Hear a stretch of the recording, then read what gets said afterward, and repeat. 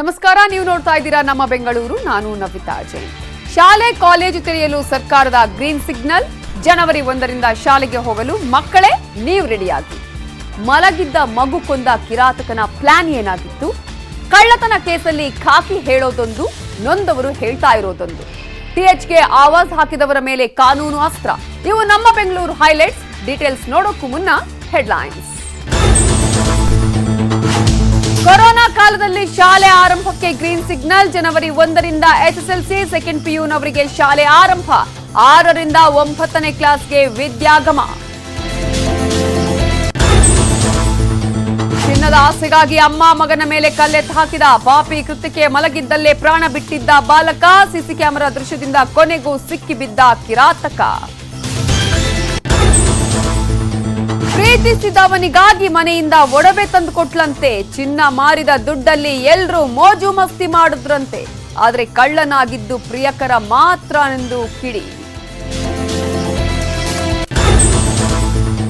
THO ಮಂಜುನಾಥ್ಗೆ ಆವಾಜ್ ಹಾಕಿದವನ ವಿರುದ್ಧ FIR. MTB ಬಂಟ ಜಯರಾಜ್ ಮೇಲೆ ಕಾನೂನು ಕ್ರಮ.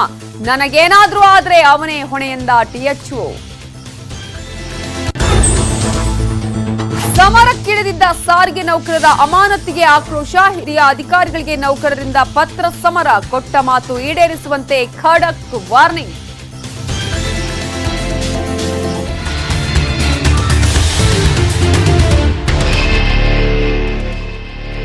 ಸತತ 10 ತಿಂಗಳಿಗೂ ಹೆಚ್ಚು ಕಾಲ ಶಾಲೆ ಮುಚ್ಚಿವೆ. ಕೊರೋನಾ ಭೀತಿಗೆ ರಾಜ್ಯದ ಶಾಲೆಗಳು ಬಂದ್ ಆಗಿದ್ದು ಮಕ್ಕಳ ಭವಿಷ್ಯವೇನು ಅನ್ನುವ ಆತಂಕ ಕಾಡ್ತಾ ಇತ್ತು. ಮಕ್ಕಳ ಪಾಠ ಪರೀಕ್ಷೆ ಏನಾಗುತ್ತೋ ಅನ್ನುವ ಟೆನ್ಷನ್ನಲ್ಲಿ ಪೋಷಕರಿದ್ರು. ಸರ್ಕಾರ ಕೂಡ ಶಾಲೆ ತೆರಿಬೇಕಾ ಬೇಡವಾ ಅನ್ನುವ ಗೊಂದಲದಲ್ಲಿತ್ತು. ಅದಕ್ಕೆಲ್ಲ ಈಗ ತೆರೆ ಬಿದ್ದಿದೆ. ಶಾಲೆ ಬೆಲ್ ಹೊಡೆಯೋ ಟೈಮ್ ಶುರುವಾಗಿದೆ.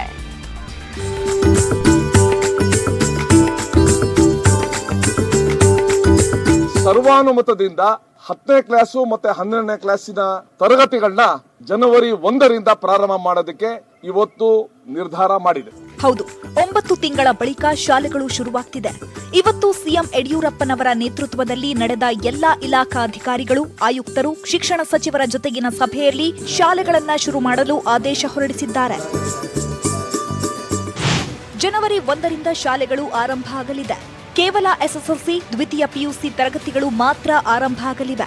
ಶಾಲೆಗೆ ಬರುವ ಮಕ್ಕಳು ಪೋಷಕರ ಒಪ್ಪಿಗೆ ಪತ್ರ ತರಬೇಕು. ಶೀತ, ಕೆಮ್ಮು, ನೆಗಡಿ ಇರಬಾರದು. ಅನಾರೋಗ್ಯವಿದ್ದರೆ ಪ್ರವೇಶವಿಲ್ಲ. ಕೊಠಡಿಗಳ ಸ್ಯಾನಿಟೈಸ್ಗೆ ಕ್ರಮ. ಕೊಠಡಿಯೊಳಗೆ 15 ಮಕ್ಕಳು ಮಾತ್ರ ಇರ್ತಾರೆ ಅಂತ ಶಿಕ್ಷಣ ಸಚಿವರೇ ಖಚಿತಪಡಿಸಿದ್ರು. ಪೋಷಕರ ಒಪ್ಪಿಗೆ ಪತ್ರವನ್ನ ತರಬೇಕು. ಒಪ್ಪಿಗೆ ಪತ್ರವನ್ನು ತರಬೇಕು. ಅದರ ಜೊತೆನೆ ಆ ಮಕ್ಕಳಿಗೆ ಶೀತ, ನೆಗಡಿ, ಜ್ವರ ಇತ್ಯಾದಿ ಯಾವುದೂ ಇಲ್ಲ ಅನ್ನೋದನ್ನು ಕೂಡ ಪೋಷಕರ ಹತ್ರ ಬರೆಸ್ಕೊಂಡು ಬರಬೇಕು. ಮತ್ತೆ ನಮ್ಮ ಕೊಠಡಿಗಳನ್ನೆಲ್ಲ ಸ್ಯಾನಿಟೈಸ್ ಮಾಡೋದಕ್ಕೆ ಏನೇನು ಎಚ್ಚರಿಕೆ ಕ್ರಮ ತಗೊಳ್ಬೇಕು ಅನ್ನೋದನ್ನು ಕೂಡ ಇವತ್ತು ನಿಶ್ಚಯ ಮಾಡಿದ್ದೀವಿ. 6ರಿಂದ 9ನೇ ಕ್ಲಾಸ್ಗೆ ಬರೀ ವಿದ್ಯಾಗಮ ಪಾಠ. ಜನವರಿ 1ರಿಂದ ಶಾಲೆಗಳು ಆರಂಭ ಆಗಲಿದ್ದು 6ರಿಂದ 9ನೇ ತರಗತಿ ಮಕ್ಕಳಿಗೆ ಶಾಲೆ ಇರೋದಿಲ್ಲ. ಆದರೆ ವಿದ್ಯಾಗಮ ಯೋಜನೆ ಅಡಿ 6ರಿಂದ 9ನೇ ಕ್ಲಾಸ್ ಮಕ್ಕಳಿಗೆ ಪಾಠ ಕಡ್ಡಾಯ ಇರುತ್ತೆ. ಜನವರಿ 1ರಿಂದಲೇ ವಿದ್ಯಾಗಮ ಶುರುವಾಗಲಿದೆ. ವಾರದಲ್ಲಿ 3 ದಿನವಷ್ಟೇ ವಿದ್ಯಾಗಮ ಪಾಠ ಶಾಲೆಗಳ ಆವರಣದಲ್ಲಿ ನಡೆಯಲಿದೆ. ಖಾಸಗಿ ಶಾಲೆಗಳಲ್ಲೂ ವಿದ್ಯಾಗಮದಡಿ ಪಾಠ ಮಾಡಬಹುದು. ಮಕ್ಕಳನ್ನ ಕಳಿಸಲು ಒತ್ತಾಯ ಹಾಕಲ್ಲ. ವಿದ್ಯಾಗಮ ಯೋಜನೆಗಾಗಲಿ ಎಸ್ಎಸ್ಎಲ್ಸಿ, ದ್ವಿತೀಯ ಪಿಯುಸಿ ಕ್ಲಾಸ್ಗಾಗಲಿ ಮಕ್ಕಳನ್ನು ಕಳಿಸಲೇಬೇಕು ಎಂಬ ಒತ್ತಡ ಇಲ್ಲ. ಯಾರೂ ಕಳಿಸಲೇಬೇಕೆಂದು ಒತ್ತಾಯ ಮಾಡುವಂತಿಲ್ಲ. ಶಾಲೆಗೆ ಬರಲು ಮನಸ್ಸಿಲ್ಲದಿದ್ರೆ ಆನ್ಲೈನ್ ಕ್ಲಾಸ್ನಲ್ಲಿ ಕಲಿಯಬಹುದು. ನೇರವಾಗಿ ಕಲಿಬೇಕಾದ್ರೆ ಶಾಲೆಗೆ ಕಳುಹಿಸಲಿ ಅಂತ ಆಯ್ಕೆಗಳನ್ನು ಸರ್ಕಾರ ಕೊಟ್ಟಿದೆ. 1ರಿಂದ 5ನೇ ಕ್ಲಾಸ್ ಇಲ್ಲ. 1ರಿಂದ 5ನೇ ಕ್ಲಾಸ್ ಬಗ್ಗೆ ಸರ್ಕಾರ ಯಾವುದೇ ನಿರ್ಧಾರ ಕೈಗೊಂಡಿಲ್ಲ. ಯಾಕಂದ್ರೆ 1ರಿಂದ 5ನೇ ಕ್ಲಾಸ್ ವರೆಗೂ ಪಾಠಗಳನ್ನ ನಡೆಸಲು ಸರ್ಕಾರ ಅನುಮತಿ ಕೊಟ್ಟಿಲ್ಲ. ಹೀಗಾಗಿ ಶಾಲೆಯಲ್ಲಿ ಪಾಠ ನಡೆಯಲ್ಲ. ಆನ್ಲೈನ್ನಲ್ಲೇ 1ರಿಂದ 5ನೇ ಕ್ಲಾಸ್ ನಡೆಸಲು ಸೂಚಿಸಿದೆ. ಶಾಲೆಗಳು ಆರಂಭ ಆದ್ಮೇಲೆ ಉಳಿದ ತರಗತಿ ನೋಡಿಕೊಂಡು ನಿರ್ಧಾರ ಮಾಡ್ತೀವಿ ಅಂತ ಸಚಿವರು ಹೇಳಿದ್ದಾರೆ. ಈಗ 6ನೇ ಕ್ಲಾಸಿಂದ 9ನೇ ಕ್ಲಾಸು ಮೊದಲು ವಿದ್ಯಾಗಮ ಪ್ರಾರಂಭ ಮಾಡ್ತಾ ಇದ್ದೀವಿ. ಪರಿಸ್ಥಿತಿ ಸುಧಾರಿಸಿದ ಮೇಲೆ ಬೇರೆ ತರಗತಿ ಮಾಡ್ತೀವಿ. ಆಗ ನಾವು ನಿರ್ಧಾರ ತಗೊಂಡು ಹೇಳ್ತೀವಿ. ಶಾಲೆಗಳು ಆರಂಭ ಆಗುತ್ತೆ ನಿಜ, ಆದ್ರೆ ಫೀಸ್ ವಿಚಾರದಲ್ಲಿ ಸರ್ಕಾರ ಯಾವುದೇ ನಿರ್ಧಾರ ತಗೊಂಡಿಲ್ಲ. ಆದ್ರೆ ದಾಖಲಾತಿ ಮಾಡಬೇಕು ಅಂತ ಕಟ್ಟಪ್ಪಣೆ ಹೊರಡಿಸಿದೆ. ದಾಖಲಾತಿ ಕಡ್ಡಾಯ. ಶಾಲೆಗೆ ಎಲ್ಲ ಮಕ್ಕಳ ದಾಖಲಾತಿ ಕಡ್ಡಾಯ. ಪರೀಕ್ಷೆ ನಡೆಸಲು ದಾಖಲಾತಿ ಪ್ರಮುಖವಾದದ್ದು. ಹೀಗಾಗಿ ಶಾಲೆಗೆ ಬರದಿದ್ದರೂ ಅಡ್ಮಿಷನ್ ಕಡ್ಡಾಯವಾಗಿ ಮಾಡಿಸಲೇಬೇಕು. ಅಡ್ಮಿಷನ್ ಮಾಡಿಸದಿದ್ರೆ ಅನಾನುಕೂಲ ಆಗುತ್ತೆ. ಇದರ ಮಧ್ಯೆನೇ ಹಾಸ್ಟೆಲ್ಗೂ ಗ್ರೀನ್ ಸಿಗ್ನಲ್. ಜನವರಿ 1ರಿಂದಲೇ ಹಾಸ್ಟೆಲ್ ಆರಂಭ ಆಗಲಿದೆ. ಹಾಸ್ಟೆಲ್ ಸೇರುವ ಮಕ್ಕಳು ಕೋವಿಡ್ ಟೆಸ್ಟ್ ಮಾಡಿಸಬೇಕು. ಕೊರೋನಾ ಟೆಸ್ಟ್ ಮಾಡಿಸಿ ರಿಪೋರ್ಟ್ ತರಲು ಸೂಚಿಸಿದೆ. ಇನ್ನು ಭಾನುವಾರವೂ ಶಾಲೆಗಳನ್ನ ನಡೆಸೋ ಗೊಂದಲಕ್ಕೆ ಸರ್ಕಾರ ಯಾವ ನಿರ್ಧಾರವನ್ನು ತಗೊಂಡಿಲ್ಲ. ಮಕ್ಕಳಿಗೆ ಸಮಸ್ಯೆ ಆಗದಂತೆ ಮುಂಜಾಗ್ರತೆ ತೆಗೆದುಕೊಳ್ಳಬೇಕು. ಎಸ್ಎಸ್ಎಲ್ಸಿ ಪರೀಕ್ಷೆ ವೇಳೆಯ ಮುಂಜಾಗ್ರತೆಗಳನ್ನ ಪಾಲಿಸಬೇಕು. ಶಾಲೆಯಲ್ಲಿ ಮಧ್ಯಾಹ್ನದ ಬಿಸಿಯೂಟ ಇರಲ್ಲ. ಬಿಸಿಯೂಟ ಪರಿಕರಗಳು ಮನೆಗಳಿಗೆ ರವಾನೆ ಮಾಡ್ತೀವಿ. ಕೋವಿಡ್ ಲಕ್ಷಣ ಇದ್ದರೆ ಮಾತ್ರ ಐಸೋಲೇಷನ್ ಮಾಡ್ತೀವಿ ಅಂತ ಸರ್ಕಾರ ಸ್ಪಷ್ಟವಾಗಿ ಹೇಳಿದೆ. ಇದಕ್ಕೂ ಪೋಷಕರು ವಿದ್ಯಾರ್ಥಿಗಳು ಸಹಮತ ವ್ಯಕ್ತಪಡಿಸಿದ್ದಾರೆ. ಖಂಡಿತ ಅದಕ್ಕೆ ಸ್ಕೂಲ್ ಮ್ಯಾನೇಜ್ಮೆಂಟು ಈಗ ಸ್ಟಾರ್ಟ್ ಮಾಡೋದೇನೋ ಮಾಡಿದ್ದಾರೆ. ಅದು ಸ್ಕೂಲ್ ಮ್ಯಾನೇಜ್ಮೆಂಟು ಅದನ್ನು ಸರಿ ಮಾಡಬೇಕು. ಸ್ಕೂಲ್ ಮ್ಯಾನೇಜ್ಮೆಂಟ್ ಅಂತಂದರೆ ಅವ್ರಿಗೆ ಮಾಸ್ಕ್ ಆಗಲಿ, ಸ್ಯಾನಿಟೈಸರ್ ಆಗಲಿ, ಒಬ್ಬೊಬ್ಬರು ಇದು ಮಾಡೋದಾಗಲಿ, ಆಮೇಲೆ ಕ್ಲಾಸಸ್ಸು ಪ್ಲ್ಯಾನಿಂಗ್ ಚೇಂಜ್ ಆದಾಗಲಿ ಅದನ್ನು ಪ್ಲ್ಯಾನ್ ಚೇಂಜ್ ಮಾಡ್ಬೋದು. ನಾನು ಸ್ಕೂಲ್ ಓಪನ್ ಆಗೋಕ್ಕೆ ಕಾಯ್ತಾ ಇದ್ದೀನಿ. ಯಾಕಂದರೆ ಸ್ಕೂಲ್ ಈಗ ಇಲ್ಲದೆ ಹೋದರೆ ಯಾರೂ ಕಲಿಯೋಕ್ಕೆ ಇಂಟ್ರೆಸ್ಟೇ ಇರಲ್ಲ. ಆನ್ಲೈನ್ ಕ್ಲಾಸಲ್ಲಿ ಹೇಳ್ಕೊಡ್ತಾ ಇರೋದು ಅರ್ಥ ಆಗೋಲ್ಲ ಕೆಲವ್ರಿಗೆ. ಮತ್ತು ನೋಟ್ಸ್ ಕಂಪ್ಲೀಟ್ ಮಾಡೋಕ್ಕೂ ಕಷ್ಟ ಆಗುತ್ತೆ. ಅದಕ್ಕೆ ಸ್ಕೂಲ್ ಸ್ಟಾರ್ಟ್ ಆದರೆ ಒಳ್ಳೆಯದು. ಸೊ ಹೊಸ ವರ್ಷಕ್ಕೆ ಹೊಸ ಬದುಕಿನ ಜೊತೆ ಶಾಲೆಗಳು ಹೊಸದಾಗಿ ಆರಂಭ ಆಗ್ತಿವೆ. ಮಿಸ್ ಮಾಡದೆ ಶಾಲೆಗಳಿಗೆ ಬನ್ನಿ. ಕೊರೋನಾ ಮುನ್ನೆಚ್ಚರಿಕೆಯನ್ನ ಮರೆಯದೆ policy. Bureau report, news 18 Kannada. ಆಕೆಗೆ ತನ್ನ ಕುಟುಂಬವೇ ಪ್ರಪಂಚ. ಏನ್ ಕೆಲಸ ಆದ್ರೂ ಪರವಾಗಿಲ್ಲ ಅಂತ ನಗರಕ್ಕೆ ಬಂದಾಗ ಕೊನೆಗೆ ಸಿಕ್ಕಿದ್ದು ಕೂಲಿ ಕೆಲಸ. ಮಗನ ಭವಿಷ್ಯ ಚೆನ್ನಾಗಿರ್ಲಿ ಅಂತ ದಂಪತಿ ಕೂಲಿ ಮಾಡಿಕೊಂಡು ಜೀವನ ಮಾಡ್ತಿದ್ರು. ಆದ್ರೆ ಕಿರಾತಕನಂತೆ ಬಂದಿದ್ದ ಆತ ಮಗುವಿನ ಪ್ರಾಣ ಕಿತ್ಕೊಂಡಿದ್ದು ತಾಯಿ ಸಾವು ಬದುಕಿನ ನಡುವೆ ಹೋರಾಡುವಂತೆ ಮಾಡಿದ್ದಾನೆ.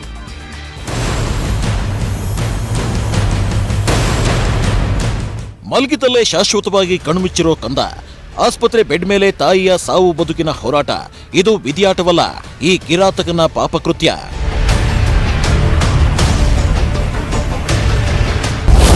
ಮಲಗಿದ್ದ ತಾಯಿ ಮಗುವಿನ ಮೇಲೆ ಅಟ್ಯಾಕ್. ಕಲ್ಲು ಎತ್ತ ಹಾಕಿ ಎಸ್ಕೇಪ್ ಆಗಿದ್ದ ಪಾಪಿ. ಅದು ಡಿಸೆಂಬರ್ 16ನೇ ತಾರೀಕು. ಜ್ಞಾನಭಾರತಿ ಪೊಲೀಸ್ ಠಾಣಾ ಜ್ಞಾನಗಂಗಾ ನಗರದ ತಮ್ಮ ಮನೆಯಲ್ಲಿ ತಾಯಿ ಮಗ ಮಲಗಿದ್ರು. ನಿರ್ಮಾಣ ಹಂತದ ಕಟ್ಟಡದಲ್ಲಿ ಕೆಲಸ ಮಾಡ್ತಿದ್ದ ಬಡತಾಯಿ ತನ್ನ ಕಂದನನ್ನ ಮಲಗಿಸಿ ನಿದ್ರೆಗೆ ಜಾರಿದ್ಲು. ಈ ವೇಳೆ ಕಳ್ಳು ಹೆಜ್ಜೆ ಇಟ್ಟು ಬಂದಿದ್ದ ಈ ಪರಮ ಪಾಪಿ ಗಾದಿಲಿಂಗಪ್ಪ ಮಲಗಿದ್ದವರ ಮೇಲೆ ಕಲ್ಲು ಎತ್ತ ಹಾಕಿ ಎಸ್ಕೇಪ್ ಆಗಿದ್ದ. ಈ ಕಿರಾತಕನ ಕೃತ್ಯಕ್ಕೆ 12 ವರ್ಷದ ಬಾಲಕ ಸ್ಥಳದಲ್ಲೇ ಸಾವನ್ನಪ್ಪಿದ.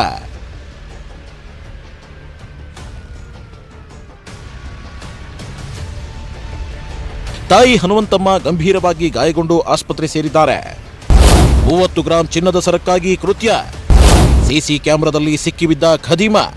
ಇಲ್ಲಿ ನೋಡಿ, ಕೊಲೆ ಮಾಡಿ ಎಸ್ಕೇಪ್ ಆಗಿದ್ದ ಕಿರಾತಕ ಸಿಕ್ಕಿದ್ದು ಈ ಸಿಸಿ ಕ್ಯಾಮೆರಾ ದೃಶ್ಯದಿಂದಲೇ. ಗಾದಿಲಿಂಗಪ್ಪನಿಗೆ ಹನುಮಂತಮ್ಮ ಕೊರಳಲ್ಲಿದ್ದ 30 ಗ್ರಾಂ ಚಿನ್ನದ ಮೇಲೆ ಕಣ್ಣು ಬಿದ್ದಿತ್ತು. ಚಿನ್ನದ ಸರದ ಆಸೆಗಾಗಿ ಮಲಗಿದ್ದ ತಾಯಿ ಮಗುವಿನ ಮೇಲೆ ಕಲ್ಲೆತ್ತ ಹಾಕಿ ಎಸ್ಕೇಪ್ ಆಗಿದ್ದ.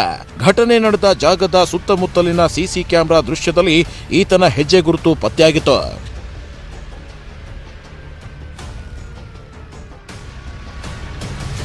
ಜ್ಞಾನಭಾರತಿ ಪೊಲೀಸರು ಆರೋಪಿಯನ್ನ ಬಂಧಿಸಿದ್ದಾರೆ. ಆದರೆ ಅತ್ತ ಗಾಯಾಳು ತಾಯಿ ಐಸಿಯುನಲ್ಲಿ ಚಿಕಿತ್ಸೆ ಪಡೆಯುತ್ತಿದ್ದು ಇದುವರೆಗೂ 1 ಲಕ್ಷಕ್ಕೂ ಅಧಿಕ ಬಿಲ್ ಆಗಿದೆ. ಆದರೆ ಬಡ ಕುಟುಂಬಕ್ಕೆ ಚಿಕಿತ್ಸೆ ವೆಚ್ಚ ಭರಿಸೋ ಶಕ್ತಿ ಇಲ್ಲ. ಹೀಗಾಗಿ ಜ್ಞಾನಭಾರತಿ ಪೊಲೀಸರೇ ಸಂಪೂರ್ಣ ಚಿಕಿತ್ಸೆ ವೆಚ್ಚ ಭರಿಸಲು ಮುಂದಾಗಿದ್ದಾರೆ. Manjunath N, crime bureau, news 18 Kannada, Bengaluru. ಅಲ್ಲಿ ಅಸಲಿಗೆ ನಡೆದಿದ್ದೊಂದು, ಆಗಿರೋದು ಇನ್ನೊಂದು ಅನ್ನೋದು ಅವರ ಆರೋಪ. ಹುಡುಗಿ ಆರೋಪಿ ಸ್ಥಾನದಲ್ಲಿದ್ರೂ ಹುಡುಗರು ಮಾತ್ರ ಕಂಬಿ ಹಿಂದೆ ಸೇರಿದ್ದಾರೆ. ನಮ್ಮ ಮಕ್ಕಳನ್ನ ಸಂಚು ಮಾಡಿ ಜೈಲಿಗೆ ಹಾಕಿದ್ದಾರೆ ಅನ್ನೋದು ಹೆತ್ತವರ ನೊಂದನುಡಿ. ಈ ಫೋಟೋದಲ್ಲಿ ಡಿಸೈನ್ ಆಗಿ ಪೋಸ್ ಕೊಡ್ತಾ ಇರೋ ಇವರು ಕುಚ್ಚಿಕುಗಳಾದ ಮಂಜುನಾಥ್ ಹಾಗೂ ಸುದೀಪ್. ಬೆಂಗಳೂರು ಉತ್ತರ ತಾಲೂಕು ಹೆಸರಘಟ್ಟ ಹೋಬಳಿಯ ಮದ್ಕೂರು ನಿವಾಸಿಗಳು. ನಮ್ದೇ ದುನಿಯಾ ಅಂತ ಬಿಂದಾಸ್ ಆಗಿದ್ದ ಹುಡುಗರು ಈಗ ಕಳ್ಳತನದ ಆರೋಪದ ಮೇಲೆ ಜೈಲು ಸೇರಿದ್ದಾರೆ. ಸೋಲದೇವನಹಳ್ಳಿ ಪೊಲೀಸರು ಜೈಲಿಗಟ್ಟಿರೋ ಈ ಹುಡುಗರು ನಿಜವಾಗ್ಲೂ ಕಳ್ಳತನ ಮಾಡಿಲ್ಲ ಅನ್ನೋದು ಹೆತ್ತವರ ಮಾತು. 3000 ಖರ್ಚು ಮಾಡಿರೋದು. ಹುಡುಗಿನೇ ಮನೆಯಿಂದ ಒಡವೆ ತಂದು ಕೊಟ್ಟಿರೋದು ಸತ್ಯ. ಅವ್ರ ಮನೆಯವರೇ ಸರ್, ಅವ್ರ ಚಿಗ ಮನೆ ಅವ್ರ ಥರ ಮಾಡಿರೋದು. ನಮ್ಮ ಹುಡುಗಿನ ಲವ್ ಮಾಡ್ತಿರೋದು, ಹಿಂಗೆಲ್ಲ ಓಡಾಡ್ತಾವ್ರೆ ಅಂತ ನಿಜ ಮಾಡಿ ಒಡವೆ ತಂದು ಕೊಡು ಅಂತ ಹೇಳಿ ಅವ್ರ ಮನೆ ಹುಡುಗಿನೇ ಕಳ್ತನ ಮಾಡಿ ಅವರು ಇಬ್ರಿಗೂ ಒಡವೆ ತಂದು ಕೊಟ್ಟು 3000 ಜಾಮೀಲಾಗವ್ರಿ ಸರ್. 3000 ತಿಂದವ್ರಿ. ಲವ್ ಮಾಡ್ತಿದ್ರು, ಅವಳೇ ಒಡವೆ ತಂದು ಕೊಟ್ಟಿದ್ಲು ಅಂತ ಹೇಳಿರೋ ಸುದೀಪನ ತಾಯಿ ಸೋಲದೇವನಹಳ್ಳಿ ಪೊಲೀಸರ ವಿರುದ್ಧ ಕೆಂಡ ಕಾರಿದ್ದಾರೆ. ಏನಿದು ಲವ್, ಕಳ್ಳತನ? ಜೈಲಿನ ಶಿಕ್ಷೆ ಕೇಸ್ ಅಂತ ನೋಡಿದ್ರೆ 19 ವರ್ಷದ ಸುದೀಪ ತನ್ನೂರಿನ ಅಪ್ರಾಪ್ತೆಯೊಂದಿಗೆ ಲವ್ ಮಾಡ್ತಿದ್ದಂತೆ. ಲಾಕ್ಡೌನ್ ಟೈಮ್ನಲ್ಲಿ ಇಬ್ಬರ ನಡುವೆ ಪ್ರೇಮಾಂಕುರವಾಗಿದ್ದು ಜೋಡಿ ಹಕ್ಕಿಗಳು ಅನ್ಲಾಕ್ನಲ್ಲಿ ಊರೂರು ಸುತ್ತಲೂ ಹಾರಿ ಹೋಗ್ತಿದ್ವು. ಈ ವೇಳೆ ಖರ್ಚಿಗೆ ಕಾಸಿಲ್ಲ ಅಂತ ಯುವತಿ ತನ್ನ ಮನೆಯಲ್ಲಿದ್ದ 15 ಲಕ್ಷ ಬೆಲೆ ಬಾಳುವ ಚಿನ್ನವನ್ನೆಲ್ಲ ಪ್ರಿಯಕರ ಸುದೀಪನ ಕೈಗೆ ತಂದುಕೊಟ್ಟಿದ್ಲಂತೆ. ಬಟ್ಟೆ ಕೊಡ್ಸವ್ರೆ, ಮೊಬೈಲ್ ಕೊಡ್ಸವ್ರೆ, ಒಡವೆಗಳು ಕೊಡ್ಸವ್ರೆ. ಆ ಹುಡುಗಿನು ಇವ್ರ ಜೊತೆಗೆ ತಿಂಗಳಾನ್ಗಟ್ಲೆ ಓಡಾಡವ್ರೆ. ಮೋಜು ಮಸ್ತು ಮಾಡಕ್ಕೆ ಆ ಹುಡುಗಿ ಶೋಕಿ ಮಾಡೋಕ್ಕೋಸ್ಕರನೇ ಒಡವೆ ತಗೊಂಡ್ಬಂದು ಹುಡುಗರ ಕೈಗೆ ಒತ್ತೆ ಇಕ್ಸ್ಬಿಟ್ಟು ಆ ಹಣದಲ್ಲಿ ಅವರು ಆ ಹುಡುಗಿ ಶೋಕಿ ಮಾಡೋಕ್ಕೋಸ್ಕರ ಈ ಅಮಾಯಕರು ಬಲಿ ತಗೊಂಡವಳು. ಅವಳು ಆ ಮಕ್ಕಳನ್ನ ಇವತ್ತು ಓದೋ ಮಕ್ಕಳನ್ನ ಜೈಲಿಗೆ ಕಳ್ಸವ್ರೆ. ಸುದೀಪ ಒಡವೆಯನ್ನ ತನ್ನ ಗೆಳೆಯ ಮಂಜುನಾಥ್ಗೆ ನೀಡಿದ್ದ.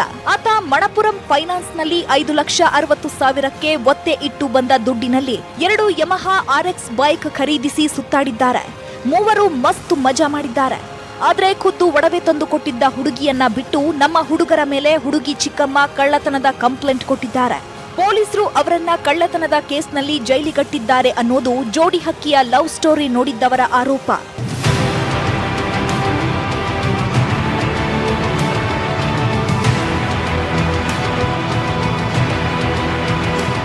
ಅಪ್ರಾಪ್ತೆಯನ್ನ ರಕ್ಷಿಸಲು ಸೋಲದೇವನಹಳ್ಳಿ ಪೊಲೀಸರು ಈ ಇಬ್ಬರು ಯುವಕರ ಮೇಲೆ ಗೂಬೆ ಕೂರಿಸಿದ್ದಾರೆ ಎಂದು ಆರೋಪಿಸಿದ್ದಾರೆ. ನ್ಯಾಯ ಎಲ್ರಿಗೂ ಒಂದೇ ಆಗಿರ್ಬೇಕಲ್ವಾ ಅಂತ ಪ್ರಶ್ನಿಸಿದ್ದಾರೆ. ಅಭಿಷೇಕ್, ಚಿಕ್ಕಮಾರನಹಳ್ಳಿ, ನ್ಯೂಸ್ 18 ಕನ್ನಡ, ನೆಲಮಂಗಲ. ಹೊಸಕೋಟೆ ಟಿಎಚ್ಒ ನಾಪತ್ತೆ ಕೇಸ್ ಸುಖಾಂತ್ಯವಾಗಿದೆ. ಆದರೆ ಬೂದಿಯೊಳಗಿನ ಬೆಂಕಿ ಹೊಗೆಯಾಡುವಂತೆ ಟಿಎಚ್ಒ ನಾಪತ್ತೆ ಕೇಸಲ್ಲಿ ಹೊಸ ಆಯಾಮಗಳು ತೆರೆದುಕೊಳ್ತಿವೆ. ಆರೋಗ್ಯ ಇಲಾಖೆ ಅಂಗಳದಿಂದ ಹಿಡಿದು ರಾಜಕಾರಣದ ಅಂಗಳದವರೆಗೆ ತಾಲೂಕು ಆರೋಗ್ಯಾಧಿಕಾರಿ ಮಿಸ್ಸಿಂಗ್ ಕೇಸ್ ಚರ್ಚೆಯ ವಿಷಯವಾಗಿದೆ. ಟಿಎಚ್ಒಗೆ ಬೆದರಿಕೆ ಹಾಕಿದವನ ಆವಾಜ್ ಅಡಗಿಸುವ ಕೆಲಸವೂ ಶುರುವಾಗಿದೆ. ಕೇರ್ ಮಾಡಲ್ಲ, ಹಾಕ್ಸ್ಕೊಟ್ಬಿಡ್ತೀನಿ. ಎಲ್ಲಿ ಗಂಟ ಹೋಗ್ತೀನಿ, ಐತಿ ಎಲ್ಲಿ ಗಂಟ ಹೋಗ್ತೀನಿ, ತಲೆ ಕೆಡ್ಸ್ಕೊಂಡು ಅದೇ ಇಲ್ಲ. ಇನ್ನೂ ವಿಷಯ ಗೊತ್ತಿಲ್ಲ ನಿಮಗೆ. ಫೋನ್ಗಳಲ್ಲಿ ರೆಕಾರ್ಡ್ಗಳು ಮಾಡ್ಕೊಂಡು ಇನ್ನೊಬ್ರಿಗೆ ಕೇಳಿಸಿದ್ರು ನಾವು ಭಯ ಬೀಳಲ್ಲ. ಇನ್ನೂ ಗೊತ್ತಿಲ್ಲ ನಿನ್ಗೆ, ಅರ್ಥ ಆಯ್ತಾ? ಮಾಡು, ಸೇವ್ ಮಾಡಿ ಕಳ್ಸಿ. ಯಾರು ಕಳಿಸ್ತೀಯ? ಎಷ್ಟೈತೆ ಬಿಡಪ್ಪ ನಿನ್ಗೆ, ಇವಾಗೆಲ್ಲ ನಾನು ತೋರ್ತೀನಿ. ನೀನ್ ಮಾಡಿ ರೆಕಾರ್ಡ್. ಇನ್ನೇ ನಿನ್ಗೆ ಗೊತ್ತಿಲ್ಲ ಜಯರಾಜ್ ಏನಂತ, ಅದನ್ನ ಕೊಡ್ಬೇಕು. ಭಯ ಬೀಳೋದೇ ಇಲ್ಲ, ನಾನು ಹೆದರ್ಕೊಳ್ಳುವವನೇ ಅಲ್ಲ ಅಂತ ಟಿಎಚ್ಒಗೆ ಆವಾಜ್ ಹಾಕ್ತಿದ್ದವನು ಈಗ ಕಾನೂನಿಗೆ ಹೆದರುವ ಸಮಯ ಬಂದಿದೆ.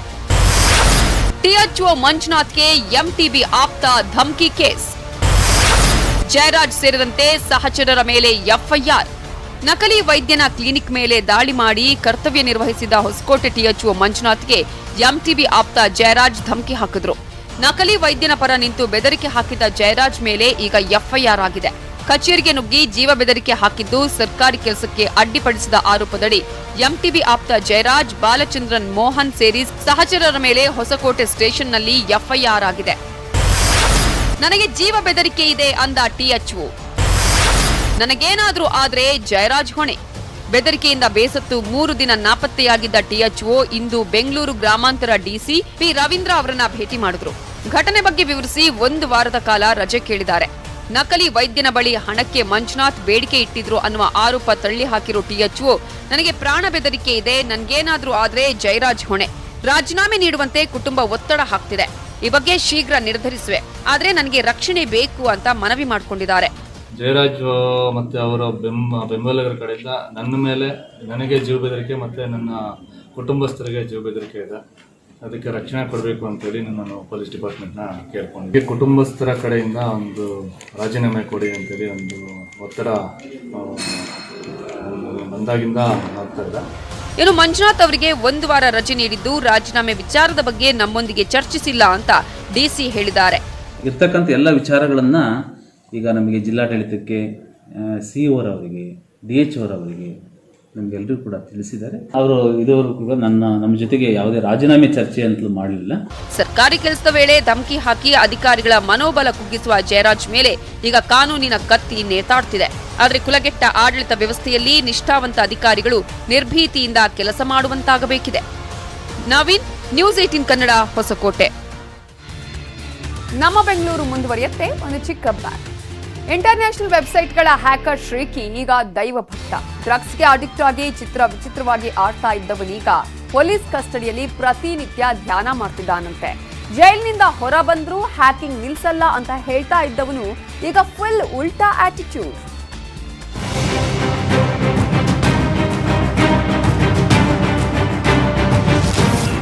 ಕುಖ್ಯಾತ ಹ್ಯಾಕರ್ ಶ್ರೀಕಿ ಈಗ ದೈವ ಭಕ್ತ. ಖಾಕಿ ಕಸ್ಟಡಿಯಲ್ಲೇ ಶ್ರೀಕೃಷ್ಣ ನಿತ್ಯ ಧ್ಯಾನ. ಶ್ರೀಕೃಷ್ಣ ಅಲಿಯಾಸ್ ಶ್ರೀಕಿ ಕೈಯಲ್ಲಿ ಭಗವದ್ಗೀತೆ ಹಿಡಿದು ಪೋಸ್ ಕೊಟ್ಟ ವೆಬ್ಸೈಟ್ ಹ್ಯಾಕರ್. ಡ್ರಗ್ ಕೇಸ್ ಒಂದರ ತನಿಖೆಯಲ್ಲಿ ಸಿಸಿಬಿಗೆ ಸಿಕ್ಕಿಬಿದ್ದಿರೋ ಹ್ಯಾಕರ್ ಸದ್ಯ ಸಿಸಿಬಿ ಪೊಲೀಸರ ಕಸ್ಟಡಿಯಲ್ಲಿದ್ದಾನೆ. ಕೈಯಲ್ಲಿ ಭಗವದ್ಗೀತೆ ಹಿಡಿದೇ ಪೊಲೀಸ್ ಮುಂದೆ ಪೋಸ್ ಕೊಟ್ಟಿದ್ದ ಶ್ರೀಕಿ ಆಧ್ಯಾತ್ಮದತ್ತ ಒಲವು ತೋರಿದ್ದಾನಂತೆ. ಆಧ್ಯಾತ್ಮ ಮತ್ತು ಧ್ಯಾನದ ಬಗ್ಗೆ ಹೆಚ್ಚು ಆಸಕ್ತಿ ತೋರಿದ್ದಾನಂತೆ.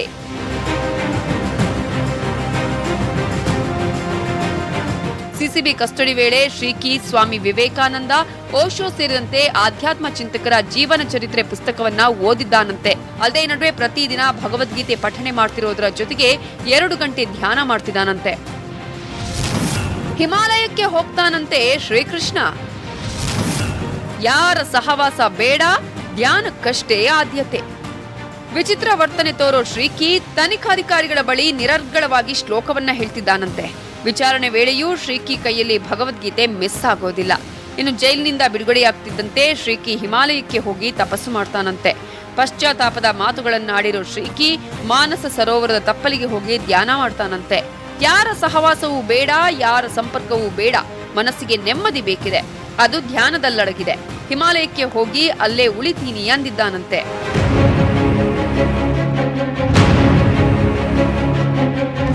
ಹ್ಯಾಕಿಂಗ್ ಜಾಲ ಸಂಬಂಧ ಎಲ್ಲಾ ಪ್ರಶ್ನೆಗಳಿಗೂ ಉತ್ತರಿಸುತ್ತಿರೋ ಶ್ರೀಕಿಯಿಂದ ಸಾಕಷ್ಟು ಮಾಹಿತಿಯನ್ನ ಅಧಿಕಾರಿಗಳು ಕಲೆ ಹಾಕಿದ್ದಾರೆ. ಇನ್ನು 4 ದಿನ ಸಿಸಿಬಿ ಕಸ್ಟಡಿಯಲ್ಲೇ ಇರಲಿದ್ದು ಸರ್ಕಾರಿ ವೆಬ್ಸೈಟ್ ಹ್ಯಾಕಿಂಗ್ ಸಂಬಂಧ ಸಿಐಡಿ ಕಸ್ಟಡಿಗೆ ತೆಗೆದುಕೊಳ್ಳುವ ಸಾಧ್ಯತೆ ಇದೆ. Gangadhar Bagata, crime bureau, Bengaluru. ನಮ್ಮ ಬೆಂಗಳೂರು ಮುಂದುವರಿಯುತ್ತೆ ಬ್ರೇಕ್ ಆದ್ಮೇಲೆ. ಇದ್ದಿದ್ರೂ ಸಮರ ಮಾತ್ರ ಇನ್ನೂ ನಿಂತಿಲ್ಲ. 4 ದಿನ ಮುಷ್ಕರ ನಡೆಸಿದ್ದಕ್ಕೆ 4 ನಿಗಮಗಳಿಂದ ಅಮಾನತು ಅಸ್ತ್ರ ಪ್ರಯೋಗಿಸಲಾಗಿದೆ. ಇದರಿಂದ ಕೆರಳಿರೋ ಸಾರಿಗೆ ನೌಕರರು ಮೇಲಾಧಿಕಾರಿಗಳಿಗೆ ಪತ್ರವನ್ನ ಬರೆದಿದ್ದಾರೆ. ಕೆಎಸ್ಆರ್ಟಿಸಿ ನೌಕರರ ಒಕ್ಕೂಟದ ಅಧ್ಯಕ್ಷ ಚಂದ್ರಶೇಖರ್ ಪತ್ರ ಬರೆದಿದ್ದು, C&R ನಿಯಮದ ಅನುಸಾರ ಸಾರಿಗೆ ನೌಕರರ ವಿರುದ್ಧ ದೂರು ದಾಖಲಾಗಿ ಬಂಧನವಾದರೆ ಅವರು 48 ಗಂಟೆಗಳಲ್ಲಿ ಜೈಲಲ್ಲಿ ಕಳೆದ್ರೆ ಮಾತ್ರ ಅಮಾನತು ಮಾಡಬಹುದು. ಆದರೆ ಇಲ್ಲಿ ಏಕಾಏಕಿಯಾಗಿ ಅಮಾನತು ಮಾಡಿರೋದು ಯಾವ ಆಧಾರದ ಮೇರೆಗೆ ಅನ್ನೋದು ಗೊತ್ತಿಲ್ಲ. ಡಿಸೆಂಬರ್ 11ರಿಂದ 14ರವರೆಗೆ ನಡೆದ 4 ದಿನದ ಮುಷ್ಕರದ ಸಮಯವನ್ನ ರಜೆ ಅಂತ ಪರಿಗಣಿಸಬೇಕು ಅಂತ ಇಲಾಖೆಗೆ ಒಕ್ಕೂಟ ಪತ್ರ ಬರೆದಿದೆ. ಇನ್ನು ಕೊಟ್ಟ ಮಾತಿನಂತೆ ನಮ್ಮ ಬೇಡಿಕೆಯನ್ನ 3 ತಿಂಗಳೊಳಗಾಗಿ ಈಡೇರಿಸಿ ಅಂತ ಸಾರಿಗೆ ನೌಕರ ರಾಮು, ನಮ್ಮ ಬೇಡಿಕೆ ಈಡೇರದಿದ್ರೆ ನಾವು ಸುಮ್ಮನೆ ಇರೋದಿಲ್ಲ ಅಂತ ಎಚ್ಚರಿಕೆ ಕೊಟ್ಟಿದ್ದಾರೆ. ಹೋರಾಟ ಮಾಡಿದ್ದೆ ವೇತನಕ್ಕೋಸ್ಕರ. ಆದರೂ ಸಹ ಎಲ್ಲೋ ಒಂದು ಕಡೆ ನಮ್ಮ ನಾಯಕರ ಮೇಲೆ ನಂಬಿಕೆ ಇದೆ. ಇದನ್ನೆಲ್ಲ 100% ವೇತನ ವಿಚಾರದಲ್ಲಿ ನಮಗೆ ನ್ಯಾಯ ಸಿಗುತ್ತೆ ಅನ್ನೋ ಒಂದು ವಿಚಾರವಾಗಿ ನಾವು ನಂಬಿದ್ದೇವೆ. ಒಂದು ವೇಳೆ ನಾವು ಕೊಟ್ಟಿರೋ ಗಡುವಿನ ಒಳಗಡೆ ಇವರು ನಮ್ಮ ಸಮಸ್ಯೆಯನ್ನು ಬಗೆಹರಿಸದೇ ಇದ್ದರೆ ನಮಗೆ ಕೈಯನ್ನು ನಾವೇನು ಬೇಡಿ ಹಾಕೊಂಡು ಕುಂತಿಲ್ಲ, ಮತ್ತೊಮ್ಮೆ ನಾವು ಹೋರಾಟಕ್ಕೆ ಇಳಿಯೋಣ. ಕೆಎಸ್ಆರ್ಟಿಸಿಯಲ್ಲಿ 13, ಬಿಎಂಟಿಸಿಯಲ್ಲಿ 3, ಈಶಾನ್ಯ ಸಾರಿಗೆಯಲ್ಲಿ 9 ನೌಕರರ ವಿರುದ್ಧ ಪೊಲೀಸ್ ದೂರುಗಳನ್ನು ದಾಖಲಿಸಿ ಅವರನ್ನ ಸಂಸ್ಥೆಯ ನಿಯಮಾವಳಿ ಪ್ರಕಾರ ಅಮಾನತು ಮಾಡಲಾಗಿದೆ. ಆದರೆ ಸಂಸ್ಥೆಯ C&R ರೂಲ್ಸ್ ಪ್ರಕಾರ ಸಂಸ್ಥೆಯ ನೌಕರ ಅರೆಸ್ಟ್ ಆಗಿ 48 ಗಂಟೆಗಳ ಕಾಲ ಜೈಲಲ್ಲಿದ್ದರೆ ಮಾತ್ರ ಅವನ್ನ ಅಮಾನತು ಮಾಡಬೇಕಂತಿದೆ. ಇದು ಇವತ್ತಿನ ನಮ್ಮ ಬೆಂಗಳೂರು. ಈಗ ಕ್ರೈಮ್ ಡೈರಿ ಪ್ರಸಾರವಾಗುತ್ತೆ, ತಪ್ಪದೆ ನೋಡಿ. ನೋಡ್ತಾ ಇರಿ News 18 ಕನ್ನಡ. ಜಾಲ ನಮ್ಮದು, ಬಲ ನಿಮ್ಮದು.